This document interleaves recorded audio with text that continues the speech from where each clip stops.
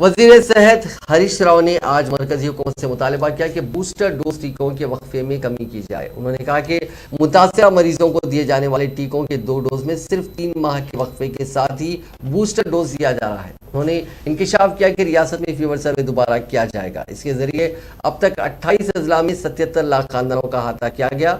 वजीर मौसूफ ने कहा कि तकरीबन तमाम खानदानों का अहाता महकमे सेहत के स्टाफ ने करते हुए कोरोना के मामूली अलामात पर 3,75,000 खानदानों को मेडिकल किट्स फराहम किए हैं।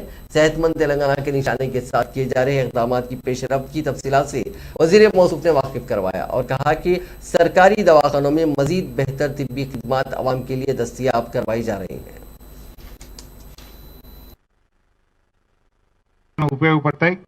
ఈ విద్యా సంవత్సరంలోనే అడ్మిషన్స్ జరగాలి కనుక రేపు ఆ మెడికల్ కాలేజీ పనులన్నీ కూడా క్లాస్ రూమ్స్ కానీ హాస్టల్స్ కానీ మరి అక్కడ ఆసుపత్రిలో కొత్తగా 100 పడకల ఆసుపత్రి కూడా ఒకటి నిర్మాణం చేసినాం, ఎంసీహెచ్ హాస్పిటల్. దాని ప్రారంభోత్సవం చేసుకొని మెడికల్ కాలేజీ రివ్యూ గౌరవ ఎంపీ గారు మేమందరం కూడా రేపు అక్కడ చేసుకోవడం జరుగుతుంది.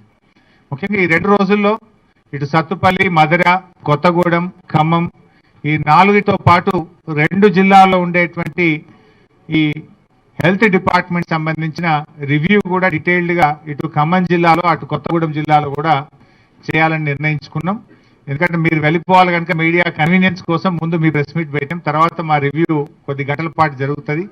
సో మిమ్మల్ని తొందరగా పంపించాలనే ఉద్దేశంతో ముందు ప్రెస్ మీట్ పెట్టాం. వీ డోంట్ వాంట్ టు, ఎందుకంటే కరోనా టైంలో సభలు సమావేశాలు కూడా పెట్టుకోలేదు, కేవలం మీడియా కన్వీనియన్స్ కోసం మీకు ప్రెస్ మీట్ పెట్టినాం. ఎందుకంటే కరోనాలో మొత్తం కూడా ఎక్కడ కూడా సభలు సమావేశాలు ర్యాలీలు అన్ని కూడా బ్యాన్ చేసినాం. ముఖ్యంగా హెల్త్ డిపార్ట్మెంట్ ఈ సేవలు అందుబాటులోకి వస్తే ఈ కరోనా లాంటి క్లిష్ట సమయంలో కూడా ప్రజలకు ఈ అత్యవసర సేవలు అందుబాటులో రావాలి, ఈ ట్రామా కేర్ సెంటర్ కానీ మనం క్యాథలాబ్ కానీ అనే ఉద్దేశంతోనే మనం ఈ కార్యక్రమం ఏర్పాటు చేసుకోవడం జరిగింది.